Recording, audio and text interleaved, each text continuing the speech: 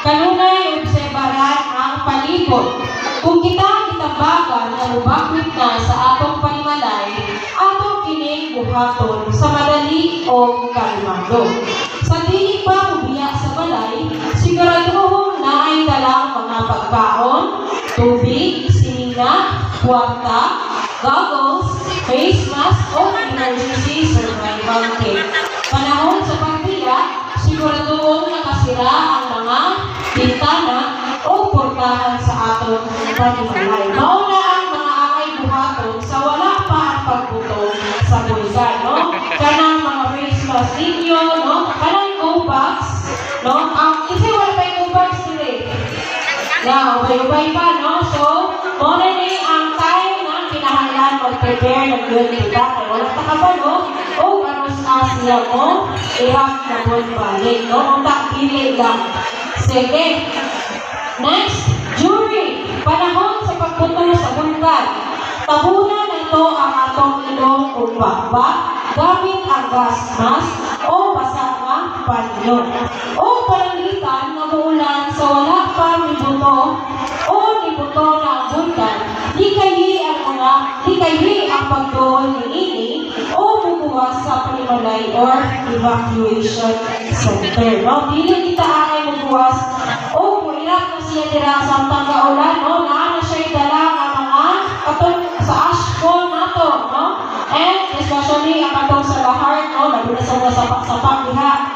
And dili ko na siya pwede na malakap nato. Sige. Then, panahon sa pagbuto o kung ikaw naabtan sa gawa sa pagbuto sa bulkan, pauli or muadto sa luwas ng dapit, no? Dili ka mo sa open area, ana, no? Kaya ang hangin, ana, o bagulan na ay sakol na ashfall. Di kayi ang pag-agi sa mga suba o sapa, tungod kay kini usa ka mahimong agianan sa lahar, balas, bato o baha, no? Labi na sa mga flooding, no? Kilig sa mga sapa-sapa na balay. Muna siya'y kalabanan nga agyanan sa lahar, no? If mo irap na po ang atong tinggan. Sige. After, human sa pagbuto sa bulkan, limpyuhan atong mga panimalay, tabunan ang atong ilong o baba, aron manikayan ang paghingo sa abo. Kay for sure, na siya'y dala ang abo o atuwa yung pinilikayan gamit ang face mask or basa ng towel para hindi na ito lima langhap. Siguraduhin na itong makuha o manikyuhan ang mga bulig na mga abo sa atong sandayo, portahan o mga bintana. Dili ito na kinanglan nga limpyuhan kinato na sila dira kay maunay mubara sa atong or mga sandayong agianan sa tubig. Ato usab taktangon ang mga abo nga nakabilin sa mga paso sa dili pa tubigan ang tanong. Labi na sa mga tanong diri, no? Mga nanay diha, mga dalaga, mga plantita, kanay mga tanong, if ever nga mabutangan o ashfall or mga abo na inyong mga tanong, kinahanglan makuha sa siya o sa inyong tubigan. Kaya maapil na siya dira sa pagtubig ninyo na ay posibilidad naman matay ang inyong tanong. Sige.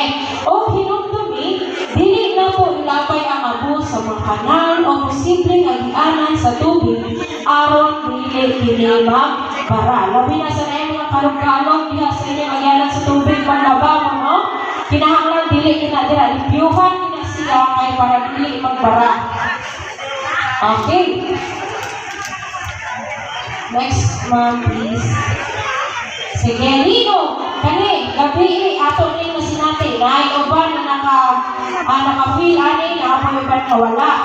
Then, mo niya ato na sinati, no, ato mga nangangin, pila ka si Mana, no, dili lang diri, dito sa Cebu o Davao.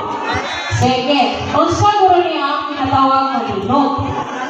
Ang linog usa ka hinay hangtod sa kusog na pag-uyog sa yuta. Tungod sa kalit nga paglihok o pagbalhin sa mga bato or mga plates, mga plato niini sa ilawom.